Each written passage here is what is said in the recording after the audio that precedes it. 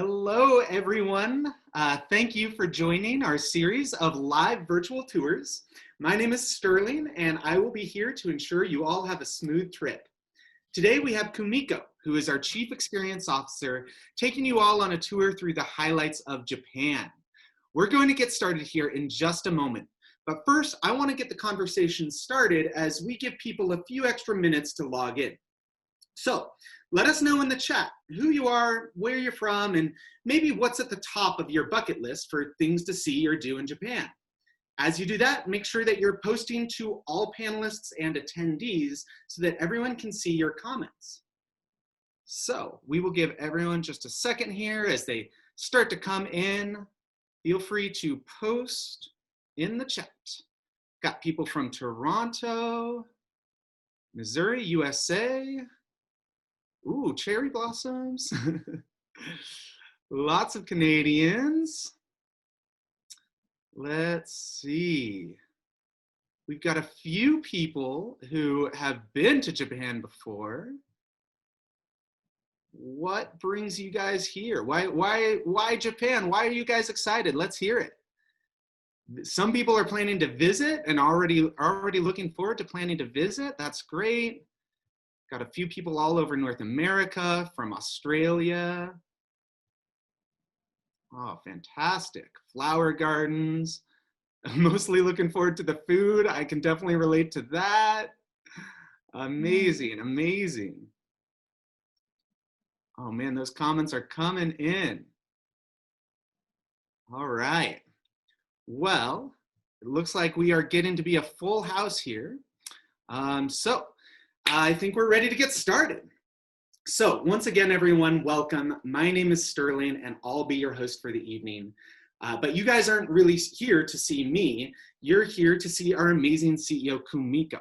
So I'm going to pass it over to her in just a second. But first, a few notes on how this tour will work. As Kumiko is giving her tour, you'll have a chance to stay in touch with the group via the chat box. You'll also have the opportunity to ask questions directly to Kumiko using the questions button at the bottom of the screen. Some of these questions we'll be able to respond to in the chat, but for those that need the real local expert, we'll have the opportunity to ask Kumiko directly throughout the tour. So feel free to chat, engage, and ask questions just like if you were on a real tour. So without further ado, I'd like to introduce you all to Kumiko as we begin our trip through Japan. Over to you, Kumiko. Okay. Hello, everyone, and Happy New Year 2021. How are you? I hope everyone is having a great New Year. Hi, my name is Kumiko Nakazawa. I am a CEO, Chief Experience Officer from Gadventures.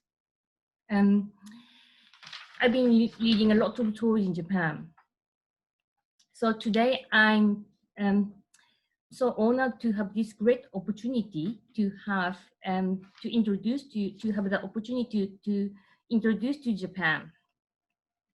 So have you ever been to Japan, or have you ever planned to come to Japan? Today I am going to introduce to you one of the most popular, most exciting tours. Yes, it's called Japan Express. It's 9 days tour with lots of highlights at each destination. So as it titles, Japan Express, the tour runs like express, but it's so much fun. So yes, if you are wondering what is Japan like, so my virtual tour will give you an idea, I hope. Okay, so let's get started. Welcome on board Japan Express virtually.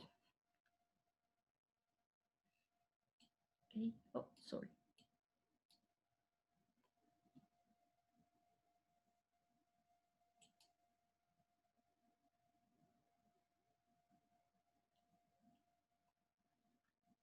Okay, this tour starts from Osaka. Osaka is located on the main island called Honshu. Osaka is the second largest metropolitan city after Tokyo. with the population of 2.6 million.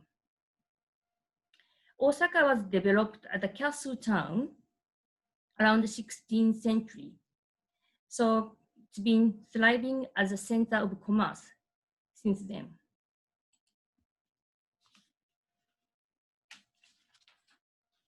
This is the Osaka Castle, the landmark of Osaka City.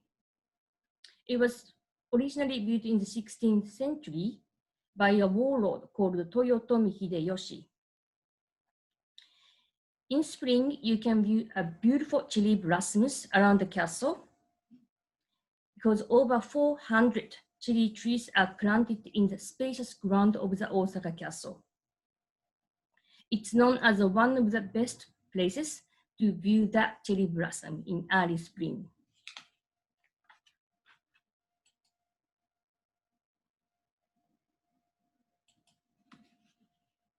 Okay, let's look the city center.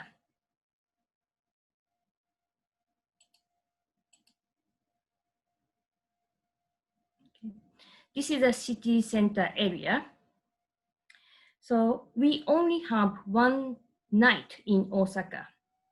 So Gadventures, I recommend you to arrive in Osaka 1 or 2 days before to explore this lively city.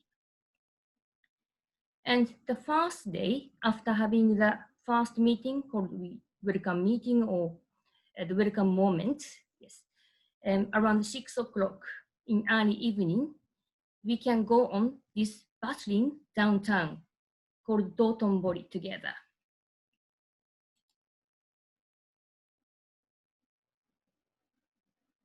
Dotonbori is a large scale of downtown along the south bank of Dotonbori Canal.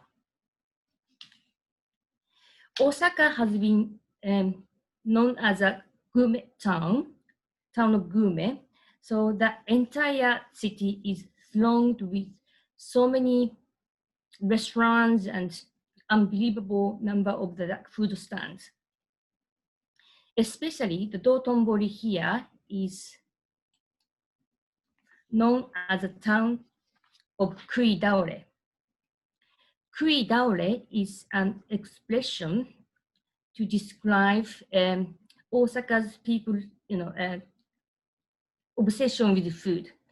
Kui means to eat and daore means to fall down. So the expression kui daore is you just ruin yourself financially by becoming extravagant in food because of so many choices in here, Dotonbori.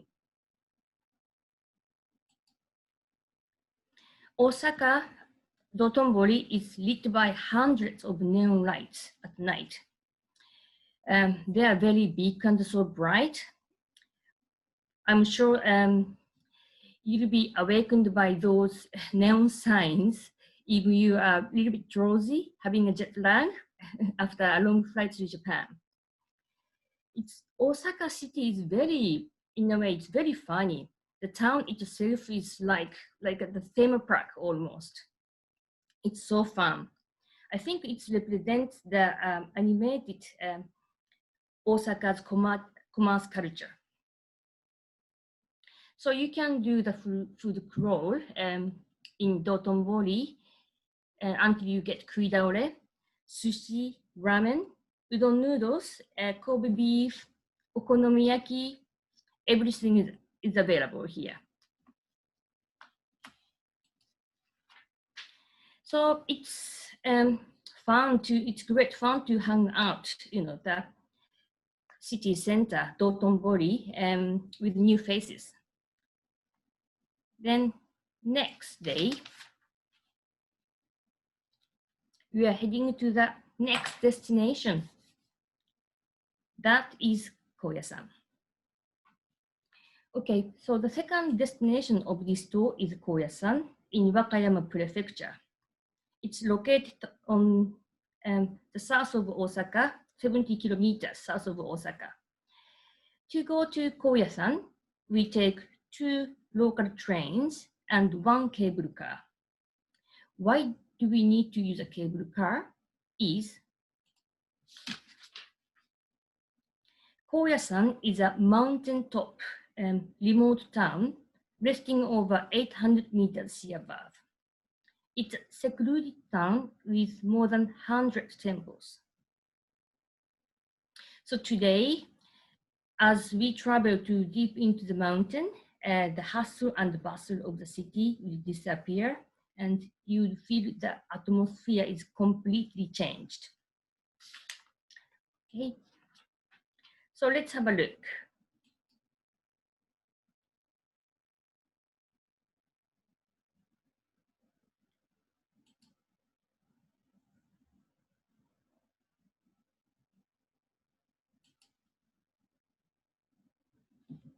This is Koyasan town. The total population of Koyasan is about 2,500 only, and 1/3, about 800, are monks. So you may wonder why so many monks and temples in this, mountaintop town. Because Koyasan has been the center of Shingon esoteric Buddhism. It's been the center of the Shingon esoteric Buddhism for over 1,000 years.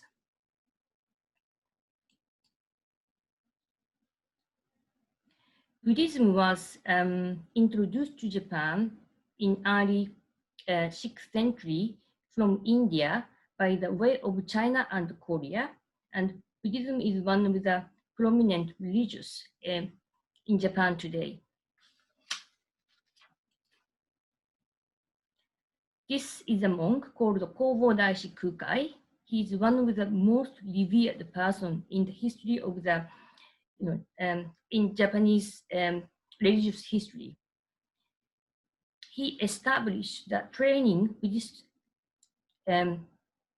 training center of the Shingon esoteric Buddhism in Koyasan about 1,200 years ago. That's why since then, this has been the center of the Shingon esoteric Buddhism.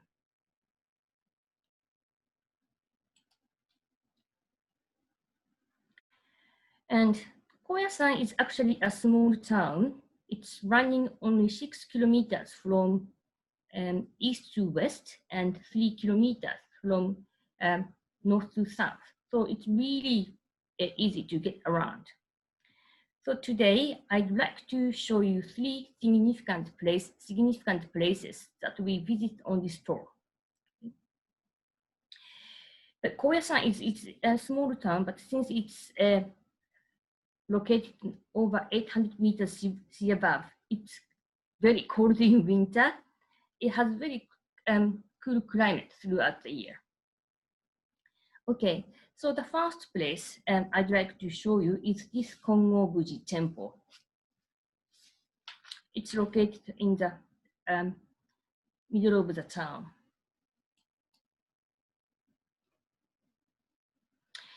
This Kongobuji Temple is headquarters of the Shingon esoteric Buddhism. It's head of some 3,600 sub-temples in the community across the nation.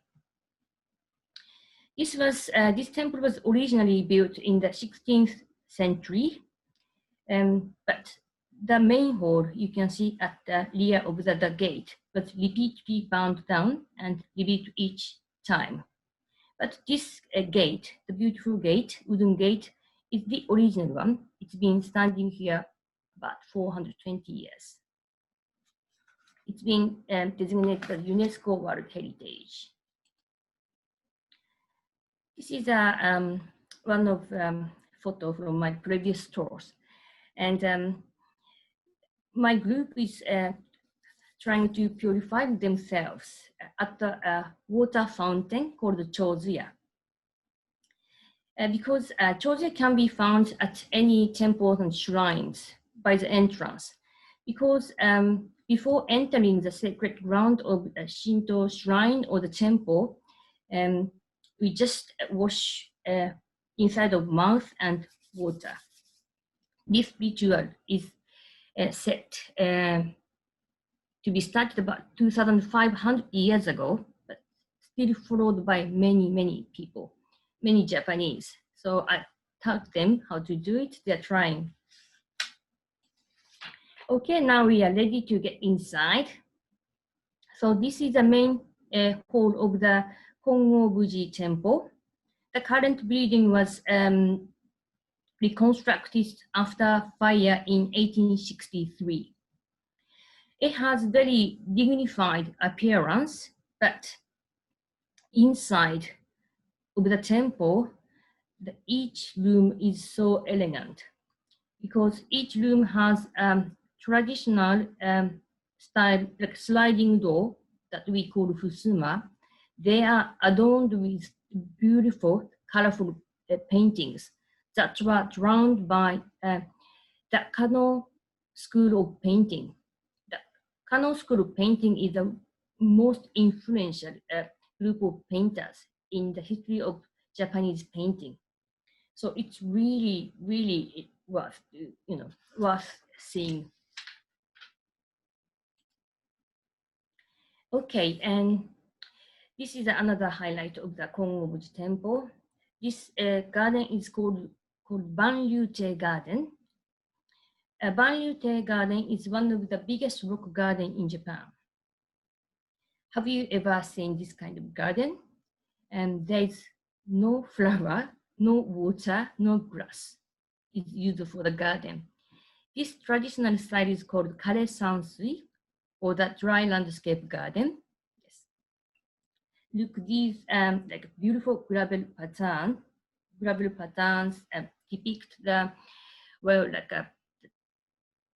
the flow of water without using water, or flow of times, or flow of universe, the sea of clouds. Depends on the concept. It's really profound. But I like this kind of garden. It makes me feel very calm. Okay.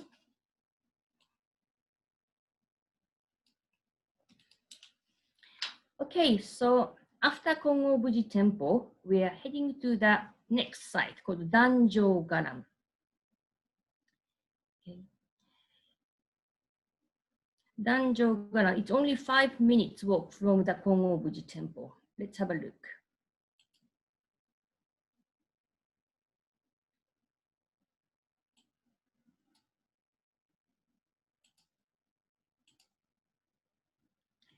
Okay, Danjo Garan is a temple complex.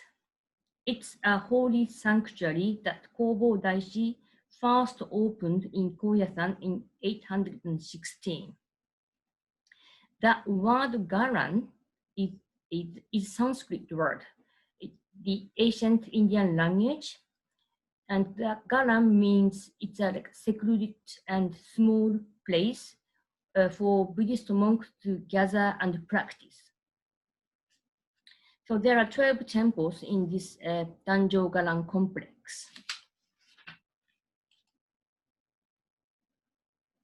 But the most conspicuous one among all 12 temples could be this red-colored Kompon Daito stupa. This 49 meters tall stupa, it's huge. And you can see the person here, so you can imagine how big it is. This red-colored Kompon Daito stupa have huge Buddhas, statue of Buddhas inside. 5 big Buddhas are seated between 16 huge pillars, on which the lotus flower, that is a symbolic flower of Buddhism, are beautifully depicted. So it's really amazing. It's overwhelming if you step inside. It says it's like the whole interior is representing the 3 dimensions of mandala. Mandala is another Sanskrit word. It's like the room of realm, the iconography of the Shingon esoteric Buddhism. It's like a matrix of the Shingon esoteric Buddhism.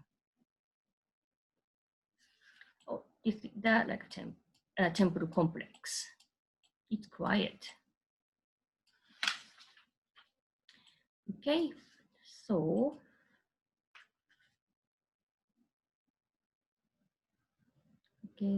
we are heading to the next site. Next site is called Okuno-in Cemetery, located in the north side of Koyasan. Okuno-in Cemetery is the largest cemetery in Japan, with about more than 200,000 tombstones.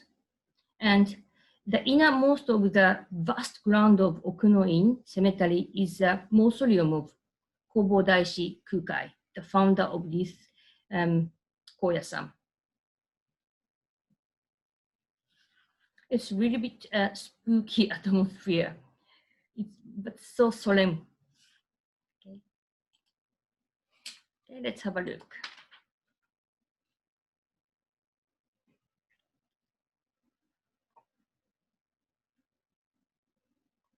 Okay, so yes, you walk through this path lined with towering cedar trees. Some of them are more than 500 years old. And on the way to the mausoleum, you'll see so many big tombstones, mossy tombstones. Some of them are more than 3 meters. It's quite tall. And in this cemetery, many important figures in this of this Japanese history are sleeping in this cemetery, especially prominent samurais who fought during the civil warring period of Japan. They wanted to sleep in the vicinity of the Kobodaishi Kukai to receive the salvation. So on the way, you'll see many grave markers with the very prominent, famous samurai's name on it. This is a mausoleum of the Kobodaishi, but this area, taking photo is prohibited, so I don't have much photos. And behind this main hall, there's a small wooden hatch where Kobodaishi Kukai is still believed to be still alive and resting in the eternal meditation instead of having died. So actually, every day, the monks, twice a day, prepare the meal and serve to the hatch. So this ritual is called the Shojingu, has been carried out over 1,200 years in Koyasan. It's very mysterious. I can see the monks are carrying the food to the hut, but I don't know what's going on behind. But so amazing to see.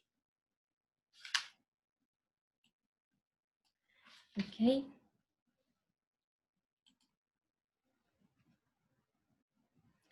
Okay, so and one of the highlights on this tour is stay in an active temple in Koyasan. So as I mentioned before, there are more than 100 temples on this mountaintop town, and some of them offer you an overnight accommodation. So I'd like to show you some temple experience photo. It's going to be amazing experience to stay in a active temple. Okay, let's have a look. This is the inside of the temple. So please take your shoes off. I show you the inside. Taking shoes off before entering the houses in Japan is quite important to remember. This is like at the corridor. And this is a sample of room you stay. It's totally Japanese style with like tatami mat flooring and an alcove with hanging scroll. This is called kotatsu table. It's a low wooden table with like a futon. The blanket is with blanket, and underneath is the heat source. This is like a traditional heater used during the winter time, and you spread futon on the tatami to sleep. My group are chilling out at the temple, and they're wearing yukatas. The yukatas is a cotton kimono, and yukata are provided by temple. They are just waiting for the night served.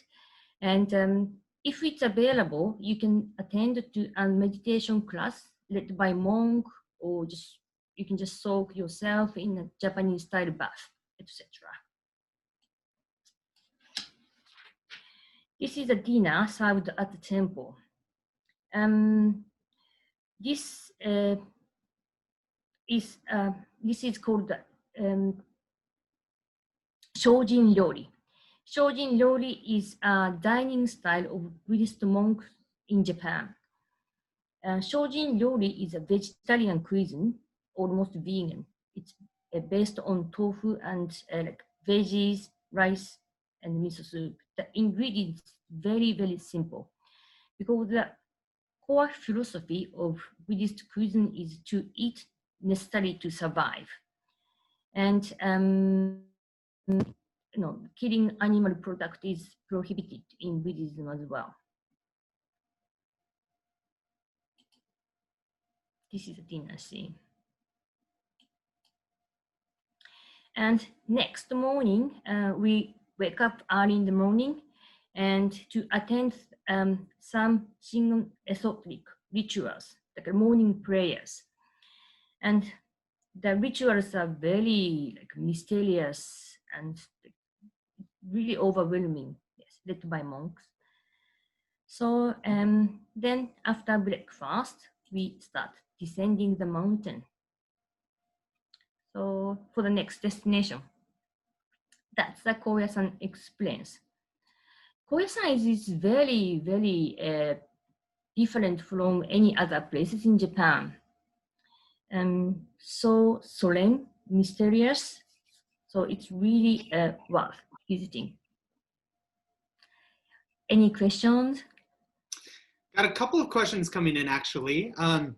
We'll start with Helen, because I think this was a good one. When you showed the picture of of your group that was purifying themselves before they went into the temple, Helen was curious, what time of year was that? I think she was looking at those jackets and thinking it looked a little bit chilly. Oh, it was I think it was winter time. Actually, picture the group I led was last year, like January. Yes, I think so. Yes, January. So it's winter time. What kind of temperatures, depending on the time of year, would you say you're likely to find here? It's actually in the morning. It's like a very mountainous. It's mountain like the climate. In the morning, temperature is like a drop down. It's like -3 or 4. Yeah, during the daytime, like 3 degree, 4 degree, like Celsius or something. I don't know. To me, it's very cold. It's pretty cold, I think. Yes. And then I've got another question from Christine that I think a lot of people might be wondering. So with these low tables and these low chairs, how do people that aren't quite as flexible, how do they manage that? Are there any tips or tricks on how to sit in those low chairs that you have for your groups? When you have dinner or something, or? Yeah, the chairs and the tables that are right on the ground. How do they? Sorry. Do you ever have people on your trip that are maybe not so flexible and used to sitting on the ground? I see. Yeah. Of course, yes. And then in that case, you don't really sit on tatami with your knees. For example, we can always ask the monks to bring the chairs, and in your room you don't really have to sit with your knees. So yeah, good to know. know.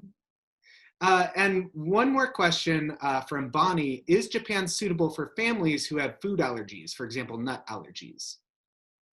Oh yes, right. With our Gadventures tour, at least, you know, we can always ask the temples and restaurants, you know, to prepare the food for the, you know, people who have an allergy or something. And recently, yes, Japan, for example, like many like vegan or vegetarian restaurants and like wheat-free restaurants are here in Japan recently. So yeah, it should be no problem.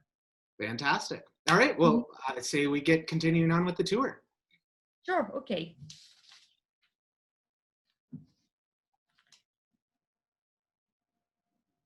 Okay. Right. So let's go to the next destination. Okay. So we are going to the next destination. That is Hiroshima. Okay. Oh, by the way,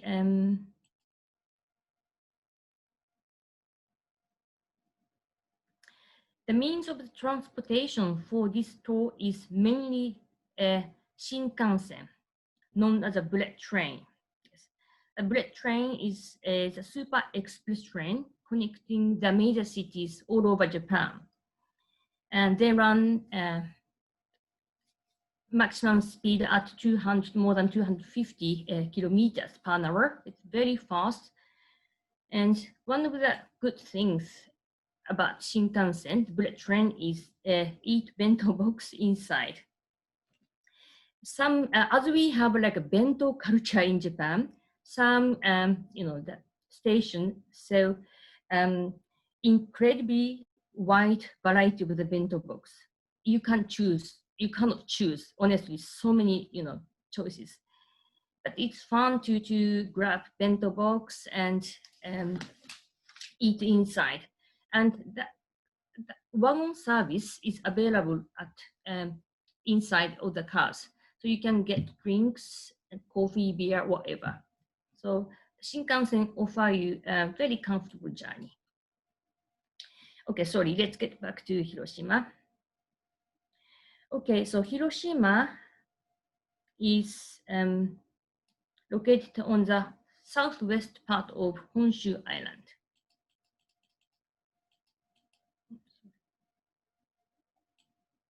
Okay, here. The first of all, I'd like to introduce you the famous island called Miyajima. Miyajima is a small island off the coast of the Hiroshima Bay. It's only like 45-minute journey from the JR Hiroshima station, so it's easy access. Let's have a look.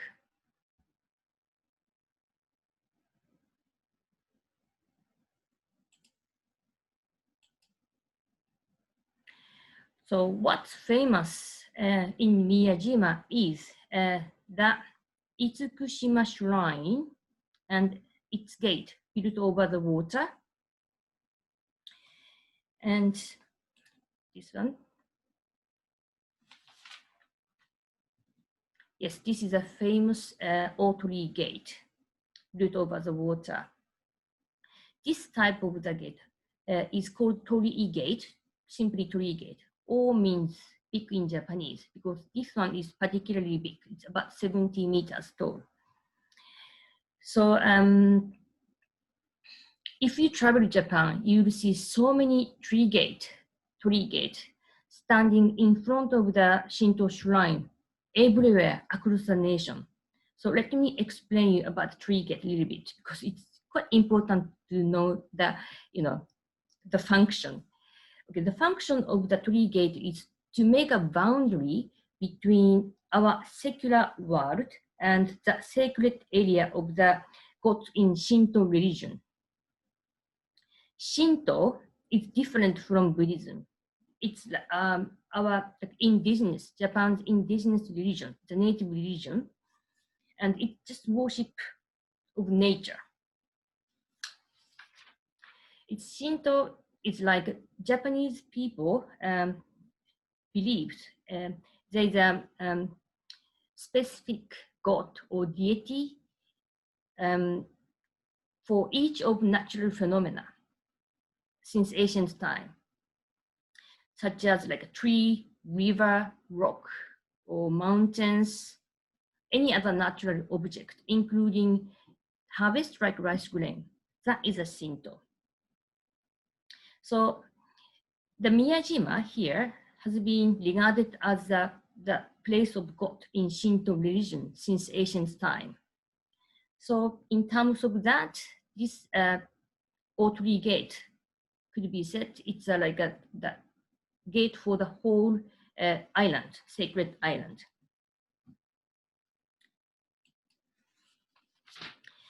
Itsukushima Shrine, and when it's high tide, this main hall and the gate looks as they are floating in the sea. It's really beautiful, and this view has been regarded as one of the most scenic views in Japan. So you shouldn't miss when it's high tide.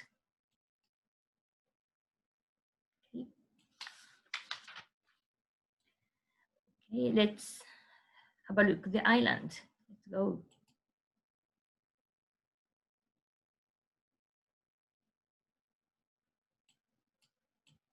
It's really a peaceful island.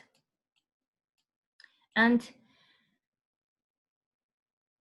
we cross to the island. We cross to the island by ferry. It runs every 15 minutes and it's only 10 minutes ride. So really easy access. The first thing is that will catch your eyes, maybe the deers on the island. There are more than 5 wild deers on the island.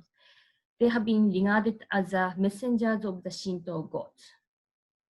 It's very cute, roaming street everywhere. And they are very tame as well. So Miyajima is really like kind of chilling type of island. You can enjoy your time and exploring at your own pace. It's this place is rich in nature as well. But if you like trekking, maybe you can climb to the top of the Mount Misen. It's highest peak of the Miyajima. The Mount Misen is about 500 meters above. 500 meters may not sound very high for a mountain, but 3 trekking courses are quite steep. It's quite challenging. You can climb halfway of the mountain by cable car, but the other half you have to climb up by yourself. But if you can reach to the summit, the breathtaking view is waiting for you. You can enjoy the view of the Seto Inland Sea. And if you stay on the island until like evening, you may be you may be able to see the tree gate illuminated by setting sun. And this is the oysters. Hiroshima, especially Miyajima, is best known for the oysters. They produce the best oysters in Japan. The oysters in Hiroshima is quite fat, rich, and dense. This one is like oyster with chopped, fried garlic and soy sauce. This is with the seasoning jure. You'll see so many oysters, restaurants and stands selling that oyster. And you can enjoy the oyster with like a local craft beer from the Miyajima brewery. So that's Miyajima. Okay.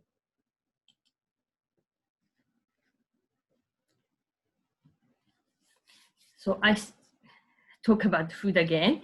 And when you come Hiroshima, yes, you can't miss this thing. Because when I talk about Hiroshima, I can't avoid talking this local specialty called okonomiyaki. Okonomiyaki is a savory pancake with lots of ingredients.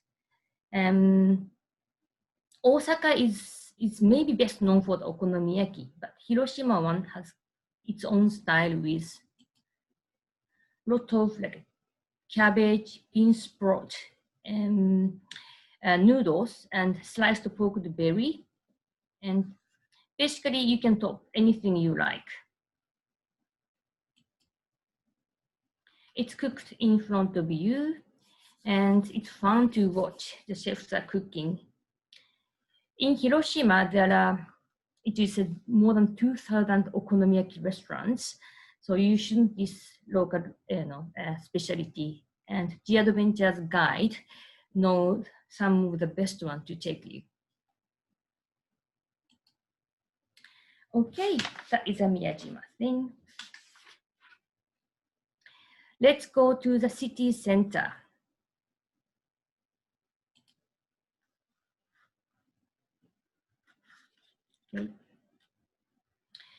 Okay, this is the Hiroshima city.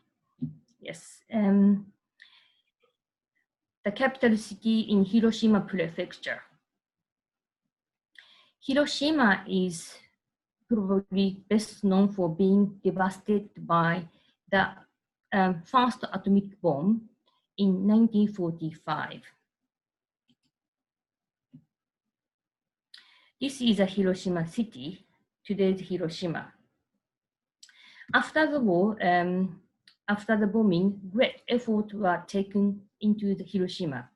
And today, Hiroshima has been completely recovered into the vibrant city with more than 1.2 million people. So it looks completely different than it did 75 years ago.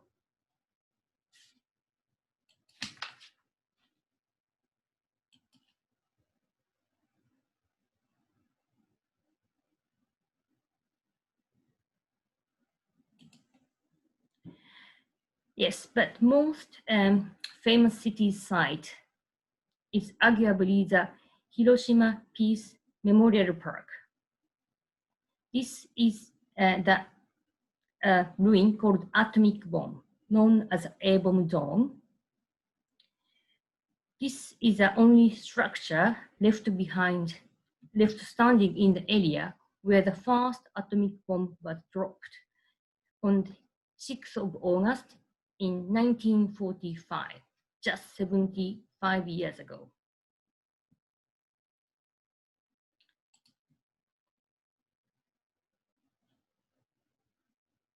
This is the atomic bomb, yes. This building was used as a Hiroshima Prefecture Industrial Promotion Hall. It must be very modern building for that time. So the first atomic bomb ever to be used in the history of the humankind detonated at an altitude about 600 meters, almost directly above this hole. And tremendous destruction power turned the city into ashes within few seconds. And more than 200,000 people died because of the atomic bomb.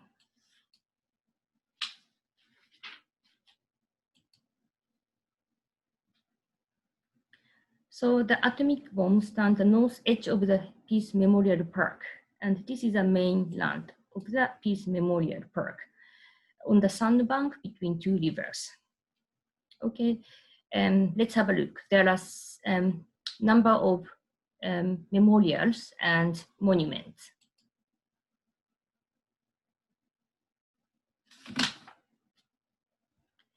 This is a cenotaph,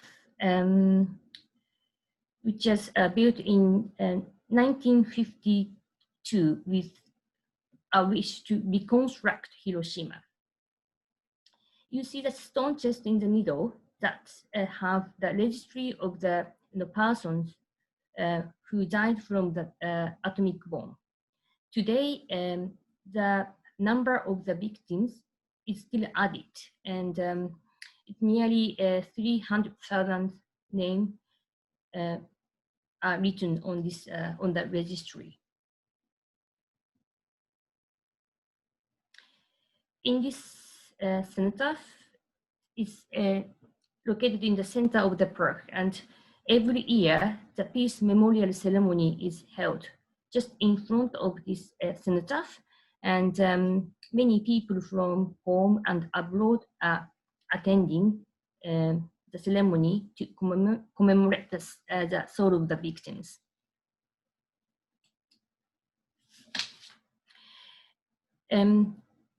In his Peace Memorial Park, you will see so many brightly colored paper offered to the monuments and the statues.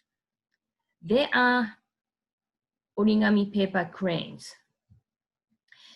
In this park, origami paper cranes are symbol of peace. And some travelers try to fold origami paper cranes to bring the Peace Memorial Park. So I like teaching how to make it.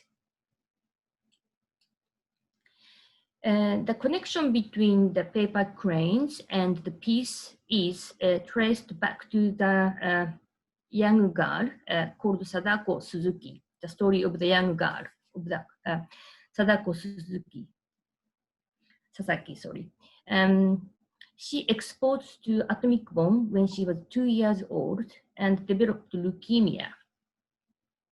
To her death, she kept on folding the origami paper cranes, wishing her recovery, because in Japan, there's a legend making 1,000 origami paper cranes make your wish comes true. But unfortunately, her wish didn't come true. She died at the young age of 12. So the story to this day is a symbol of like an innocent victim of nuclear warfare. So we shouldn't forget. And then we keep on folding origami paper cranes instead of her, not to forget the tragic and for her legacy.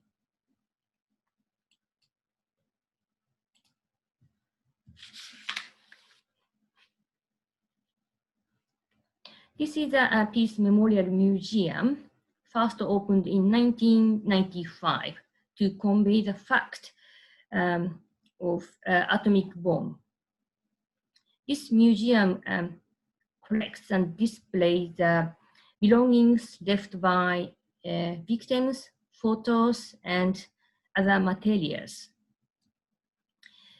It could be a heart-rending experience to visit and see the things, but this could be the best place where we can learn the fleet of the nuclear weapon. I mean that this museum and the Peace Memorial Park itself, including the ruins and the statues and everything, is here for reminding us not to repeat the tragic, thus contributing the abolition of the nuclear weapon. That is the whole point of the Peace Memorial Park. Okay, so thank you for watching. Then, yes, that is Hiroshima. We are having 2 days in Hiroshima on this tour. Then after Hiroshima, we are heading to the Kyoto. Any questions? Yeah, actually, we've actually got a few really good questions piling up here, and I will get to those in just a second. But while we're here on this topic of Hiroshima and this really important, powerful place that we get to visit on our tours, Sure. I kind of wanted to spend a second and just sort of focus on the levity of the moment, and started off with a question back to you, Kumiko, of what does it mean to you to be able to bring travelers to this place from all over the world, from the United States, but from other countries as well? What does that mean to you? Right. Oh yes. To me, it's. I think it's this visiting this place is one of the, you know, highlights. It's, because it's very important to me to take people to this place. It's so meaningful because this museum and the Peace Memorial Park itself is not a place that we discuss, you know, the justice of dropping, you know, atomic bomb over Hiroshima or what's the war like. It's not like that. This place is just telling us the threat of the nuclear weapon and reminding us not to repeat the tragic. Because now, nowadays, you know, many countries start possessing, having the nuclear weapon. And this place is like, leave us to think, like, what the nuclear weapon is, why do we need to have it, and it's telling us it's really, you know, I don't know, it's scared. It's very difficult to explain, but it's like I don't know, to abolish the nuclear weapon from this earth. We should know the threat of the nuclear weapon, and this place could be the best place to feel the scale of the thing. I don't know. It's so important to me to visit this Peace Memorial Park on this tour. It's meaningful. That's amazing. Yeah. I think that that's a beautiful sentiment to move on with. We do have a few more questions coming in, but we will get to them in good time. I just think that that was so beautiful, Kumiko, that I think we can wrap up Hiroshima with that. So please continue on. Okay, thanks. Yes, thank you very much.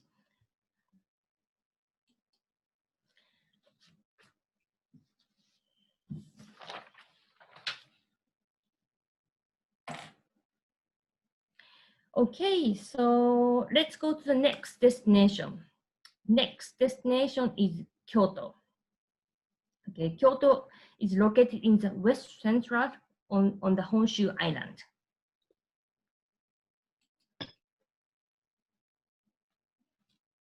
Okay, Kyoto was the ancient capital of Japan over 1,000 years.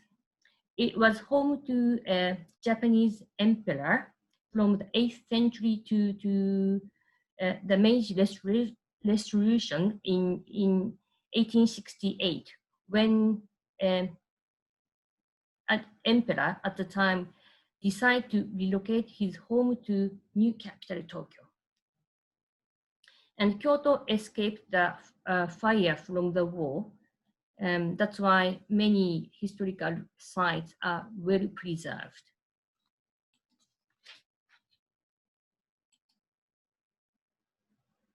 Okay, have a look at the city center.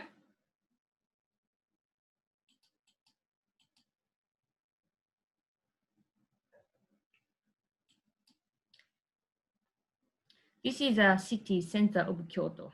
Yes, I just highlighted the street. As you can see, the street in the city of Kyoto are completely laid in a grid pattern. When Kyoto was built in the 8th century, it was arranged in accordance with the traditional Chinese feng shui, like Chinese geomancy, and following the model of the Chinese ancient capital Chang'an. So since the streets are laid in a grid pattern, completely grid pattern, it's said that walking around Kyoto city is really easy.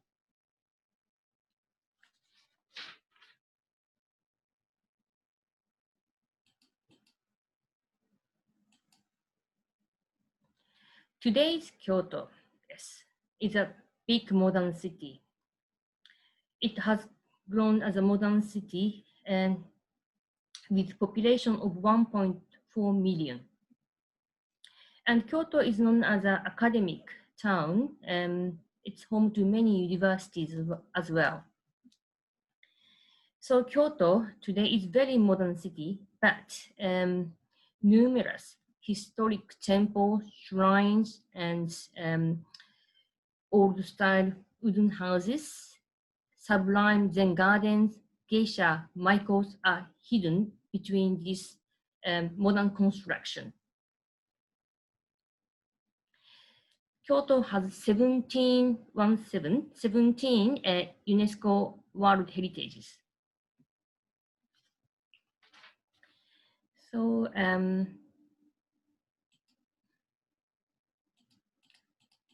on our tour, we are going to focus two most significant, most popular places. Okay, the first one is the Nijo Castle. Let's have a look. Okay. The total site area of the Nijo Castle is quite vast, about 70 acres. This Nijo Castle was a former site of the Kyoto residence of the Tokugawa shogunate. Tokugawa shogunate was the most powerful, most strong military government in the history of Japan's feudal era.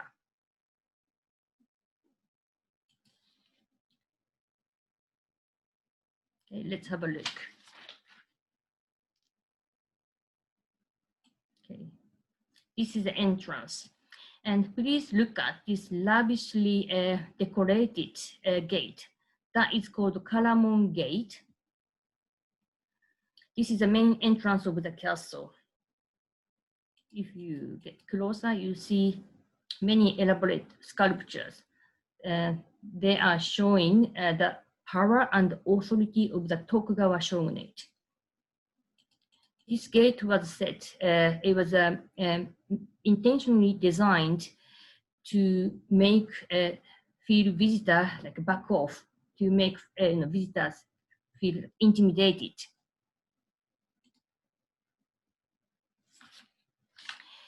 This is a shogun called Tokugawa Ieyasu, the first shogun of the Tokugawa shogunate.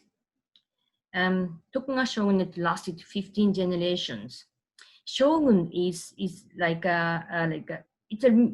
was military commander, de facto rulers of Japan.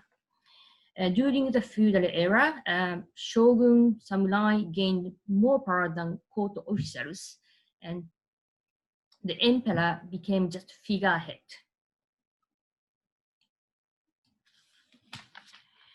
So we can go inside of the one of the palaces in the castle.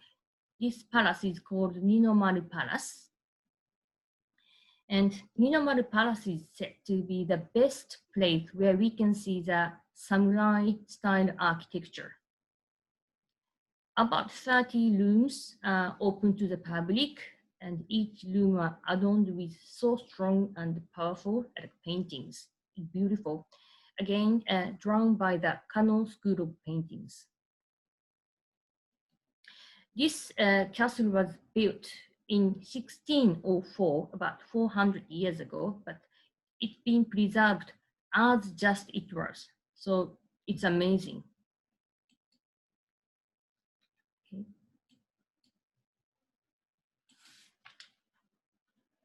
And, oh, it's so fast. And it's, yes, we can stroll the garden in the castle premises. It's very authentic type of the strolling garden where shogun used to stroll. So the Nijo Castle is a very interesting place. If you step into premises, you'd feel like that you have like traveled back in the Edo period, Japan 400 years ago. Okay. And another place we are visiting is this Fushimi Inari Shinto Shrine in southern part of Kyoto.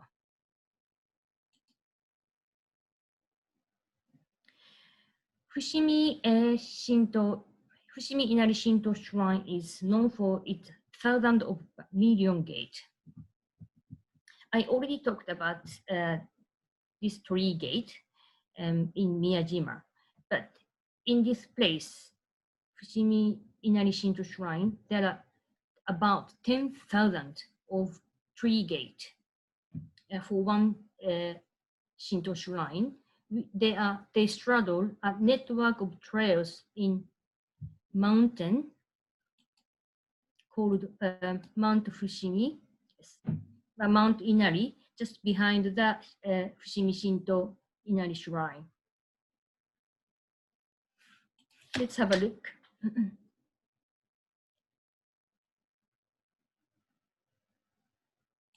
This is the main gate called the Romon Gate. You'll be welcomed by two foxes standing both sides of the gate. Fox is thought to be messengers of the Fushimi Inari Shinto Shrine. And Fushimi Shinto Inari Shrines means, Inari means rice in Japanese. So this shrine is dedicated to the Shinto god of rice. Because as rice has been the center of the Japanese food culture for a long time, since ancient time, rice means like a prosperity, richness, and fertility. And so abundant rice crop means abundant success. So this shrine is worshipped by many people who want to make a big profit in business. And these tree gate, 10,000 tree gate are all donated by those companies and individuals who want to make a big money. But it's so fun to walk through the vermilion tunnels. And there are so many picturesque places. Maybe you can ask for the fox to bring your good luck to here. Okay, so I just showed you the two, most popular places in Kyoto, including our tour. But there are so many other historic and beautiful sites in Kyoto. I'd like to show you some samples to explore in your free time. Okay, quickly. This is a Higashiyama district, Eastern Kyoto. This area still preserves the traditional townhomes called machiya. It's a historic district with full of old Kyoto. This is a Kinkakuji Temple, known as a Golden Temple. This temple could be known as the best known temple in Japan. Two top floors are completely covered with gold leaf, and it's amazing to see the temple reflect in the water called Kyokochi Pond. This is a Ginkakuji Temple, built in the 14th century originally, and this temple was originally built as a villa for the retired shogun and converted to Zen temple later. The surrounding garden is amazing to stroll. You can enjoy the tranquil atmosphere in Ginkakuji Temple. Kiyomizera Temple. This temple was built on the steep cliff in Higashiyama district. And it's best known for the huge wooden stage that affords visitors an amazing view of cherry blossoms, numerous cherry blossoms in spring, colored leaves in autumn, and the city of Kyoto in distance. This is a famous Zen garden at the Ryoanji Temple.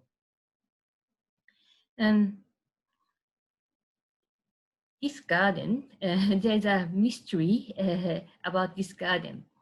This was originally built in the 14th and 15th century, but founder is unknown. There are 15 stones placed between the gravel, but it's not a big garden, but it is said that you can only see 14 stones. You never can see 15 stones, at once. And from any given, point on the viewing platform, you only can see 14 stones. But if you can see the 15 stones at once, it is said you are already enlightened. Actually, I can see 15 stones so easily because since I keep on going there, I found exactly the exact place that I can see the 15 stones. Maybe you can come and try.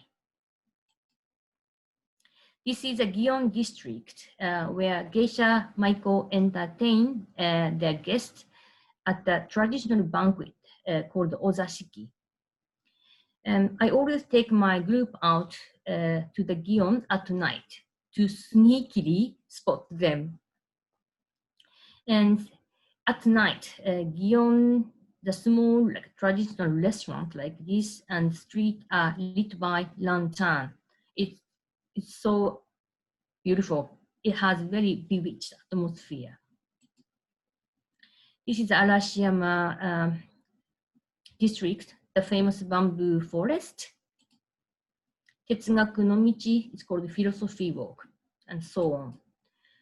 So Kyoto is a place all Japanese, try to go at least once in lifetime. So many beautiful places. Do you have any questions? Yes, we actually have a few questions coming in.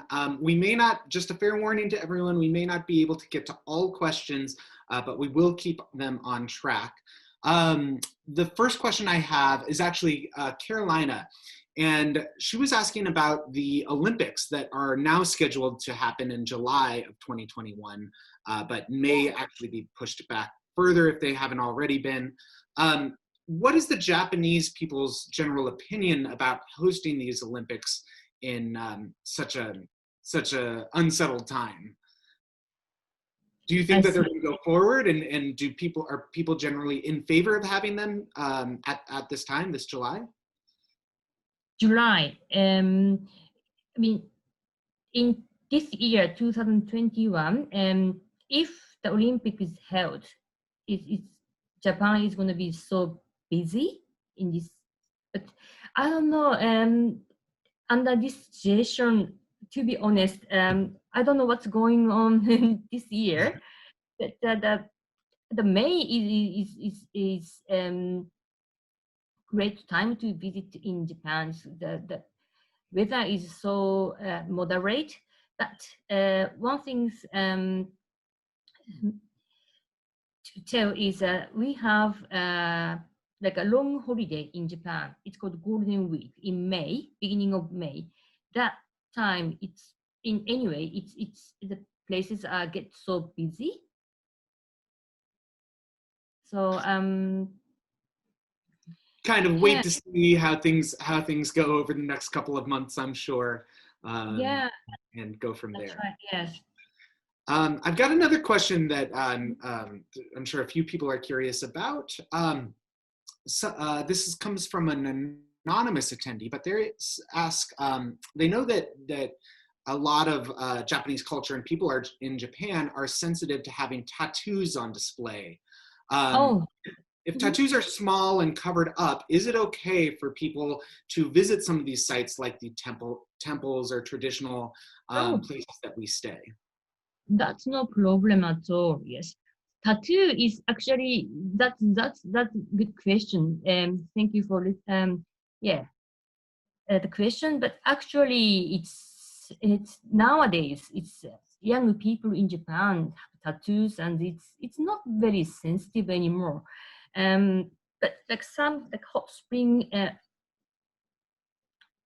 we have many hot spring places in Japan, and sometimes you kind of have to cover, but it's apart from that, it's no problem at all. I can say yes. It's not sensitive. We are not sensitive with tattoo anymore at all.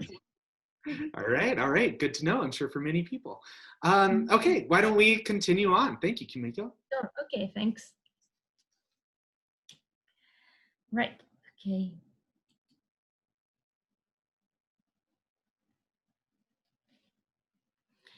Okay. So after Kyoto, we are going up to north, and the next destination is Hakone. Okay. Here. Sorry, it's a little bit messy. Hakone here. Okay, so let's go. Okay, so next destination is Hakone, known as a famous hot spring resort.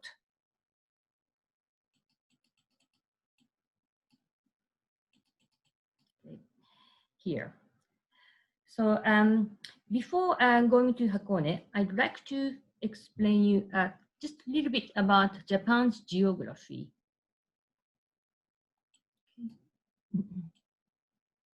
This is Japan. Japan is a chain of islands with more than 100 active volcanoes. 100 active volcanoes, precisely we have 111, estimated to be 10% of the world's volcano. For this size of Japan, it's pretty much. Because as you can see, Japan sits atop the major tectonic plates. That's why earthquakes happen so frequent in Japan. I mean, almost every day. But at the same time, we are blessed with natural hot spring everywhere. We have about 2,300 hot spring resorts across the nation. Okay. So such environment nurtured hot spring basin culture in Japan. The hot spring basin we call onsen. So having onsen in the nature is like ultimate relaxation for many Japanese. So there are many active volcanoes in Japan, but the most famous of all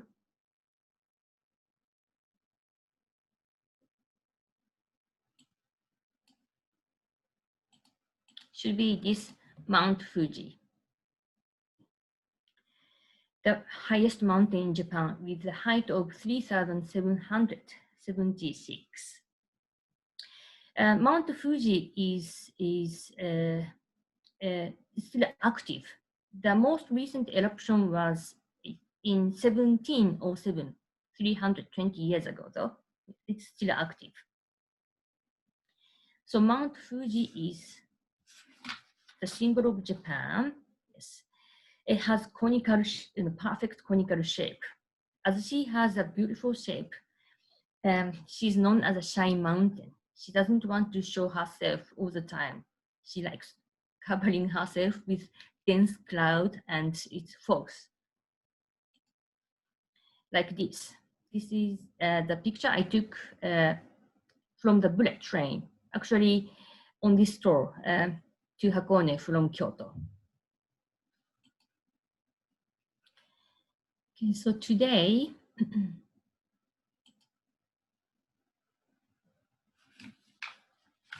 the day 7.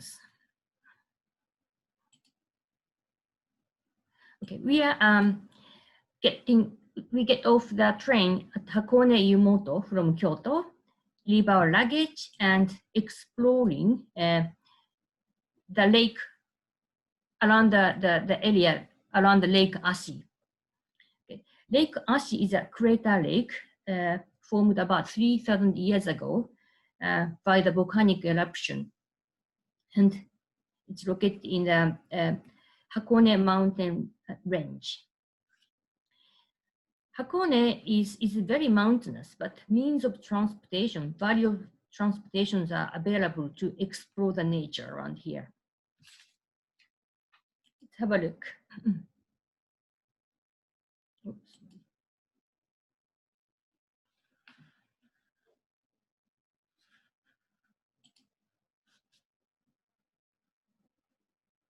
Oh, this is a picture I took from a shore of the Lake Ashi.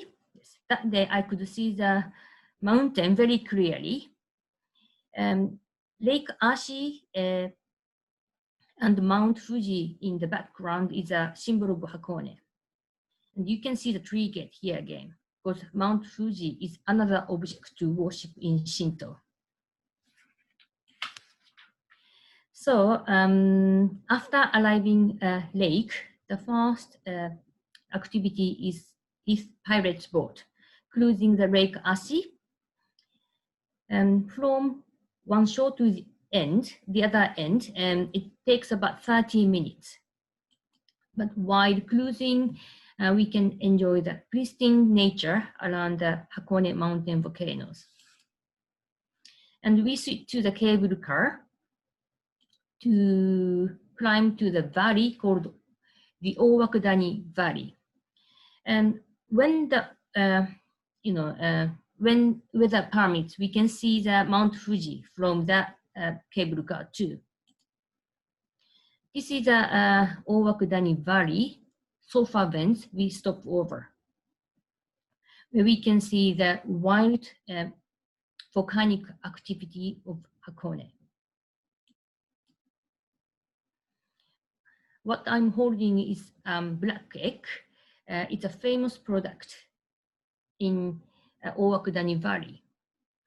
It's just normal chicken egg, but when it's cooked in the hot spring in Owakudani, it absorbs some minerals and sulfur, then it turns to black as a charcoal. And the local legend says, if you eat one of those black eggs, it will add 7 years to your life. I had at least 30 eggs so far.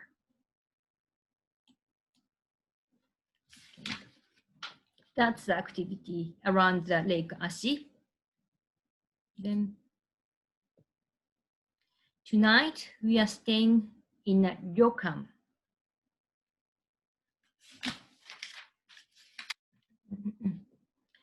Okay, so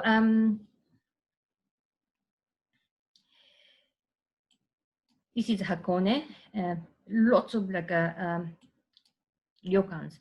Ryokans are like a traditional Japanese style inn found throughout the country, but especially in hot spring resort like Hakone.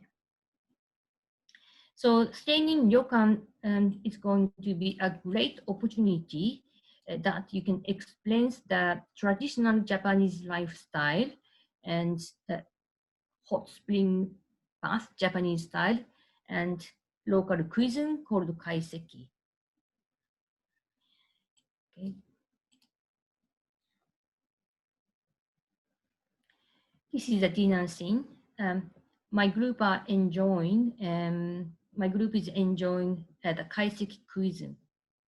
Kaiseki cuisine is like a dinner course with full of seasonal ingredients, local seasonal ingredients. It's beautifully presented in Japanese style. So having kaiseki is one of the highlight on this tour as well. And after dinner, you can enjoy with activity available at ryokan. Many ryokan has got a table tennis court facility. I don't know why, but playing tennis, table tennis at ryokan is a ryokan thing. And karaoke rooms are found at many ryokans and massage therapy room. But to me, the best activity in ryokan, staying in ryokan, is having hot spring bath. Especially at night, if you soak yourself in like an open air bath, open air onsen, it's so great. You feel the nature, you see the star in the sky, and it's so relaxing. So this is the ryokan experience. I hope you found it's quite interesting. Thank you. So after Hakone, we are heading to Tokyo. That is our last destination. So before that, any questions do you have? A couple of questions, actually. First of all, I just want to say that those kimonos look so comfortable, and I'm definitely bringing one back with me when I go to Japan. Oh, Thomas actually wants to know if you can climb Mount Fuji. Is that possible? Mm-hmm. Oh, right. It's not on this tour, but there's other, another tour that people climb to the Mount Fuji. But Mount Fuji is officially open only for 2 months. It's July, August, yeah, sometimes July, August, September, sorry, 3 months, yes. So with this tour, we don't climb to the Mount Fuji because there's no time, but and there's another tour run by Gadventures called Discover Japan. During the summertime, you can climb to the Mount Fuji. Perfect. But maybe Mount Fuji it's easy access from Tokyo, even Tokyo. So maybe after tour finished, you can go to Mount Fuji to climb by yourself. It's possible, but it's only for 3 months. July, August, September. Yes, it's open. Otherwise, it's winter is too cold. You cannot climb to Mount Fuji. Sounds good. All right. Well, I think with Tokyo being our last stop, I'll let you wrap things up here for us. Yes, last stop. Okay. Okay, so Tokyo is our last destination. So after Hakone, we are heading up to Tokyo. Okay, so let's have a look. Okay, this is Tokyo. From Hakone to Tokyo, it's only 45 minutes by bullet train.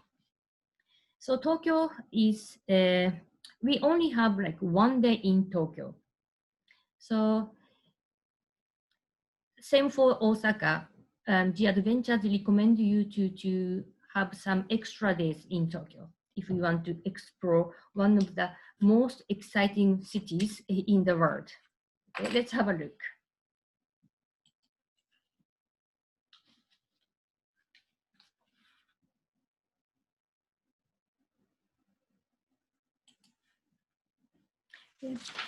Tokyo is the capital of Japan, the capital of politics, economy, and center. And it's home to more than 13 million people. Tokyo is vast, extensive, not land-wise, but so many things are going on here. So as I live in Tokyo, I have so many recommendations to visit. But today, time is almost up. So I'd like to show you Tokyo quickly. So as we are on the flying magic carpet, we move over to Tokyo. So follow me, okay?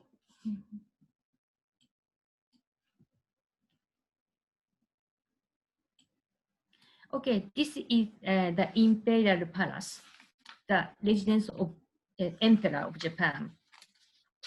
It's like a large park-like area and located in the center of Tokyo.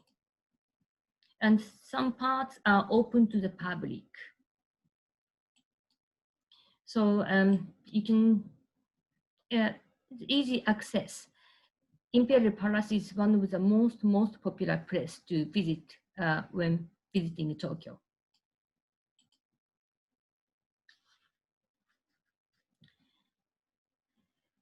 Okay, this is the Olympic Stadium for Tokyo 2020, which was supposed to be held last year, but as you know, it's been postponed.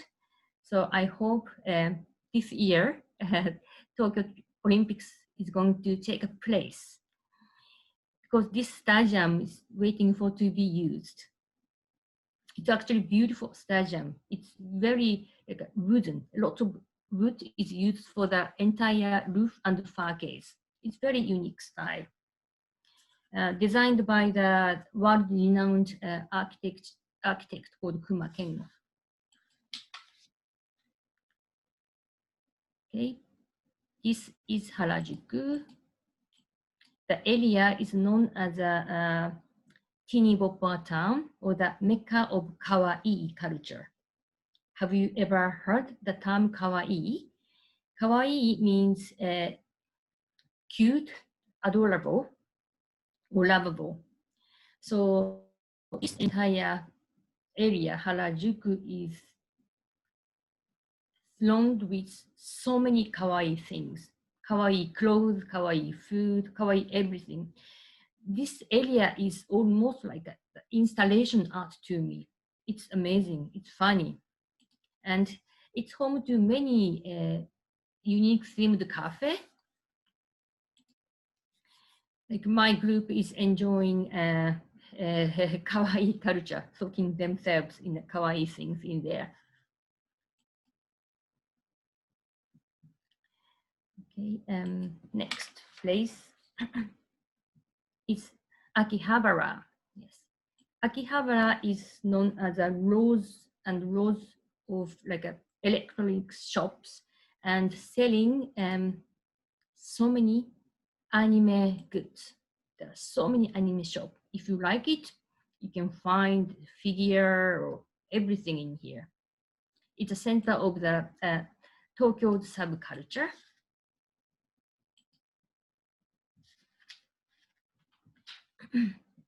This is this is the Tokyo Sky Tree, the highest freestanding steel tower in the world with a height of 634 meters. Tokyo Sky Tree is relatively new, but this area, the Eastern Tokyo, has a very neighborhood type, retro feeling to it.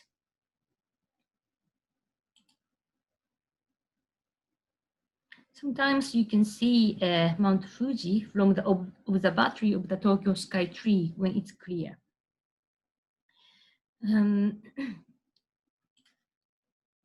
This is a Asakusa Sensoji Temple, found in 6th century, the oldest temple in Tokyo. It's located in the foot of Tokyo Sky Tree. Many small restaurants live in the town called Ryogoku, that is also located in the area.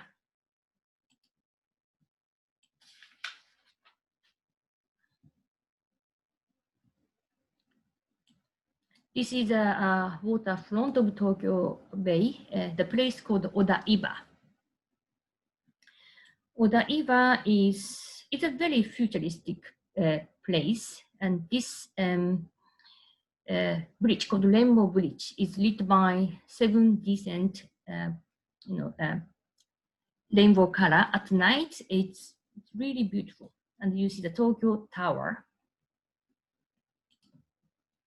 You can enjoy the Yakatabune cruise around the area. Yakatabune is a traditional banquet cruise.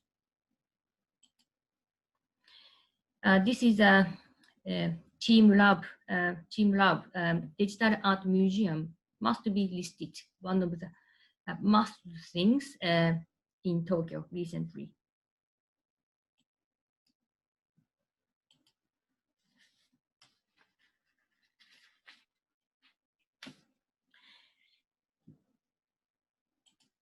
And this is Shibuya, famous for the crossing roundabout. And Western Tokyo is home to skyscrapers. And at night, the last night, I take my group out to the western area, having last dinner together in like Shinjuku, Shibuya, or Roppongi. It's fun to walk through the forest of the neon lights. So I'd like to say goodbye from Shinjuku, and so this tour is from the monks in Koyasan to the super rich Tokyo. This tour will show you so many different aspects of Japan. I hope you enjoyed my virtual tour of Tokyo. That's it. Thank you so much, Kumiko, and thank you everyone for taking the time to connect with us and join Gadventures for our live virtual tour. I know Kumiko has given us a taste of the wanderlust that we needed during this time, and we'll all be able to book those flights first thing out to Japan once we can. But for now, we will stay home, stay kind, and stay connected. Keep an eye out for more live virtual tours hosted by other CEOs from all over the world. Until then, and wherever you are in the world, have a great evening, everyone. Bye. Thank you.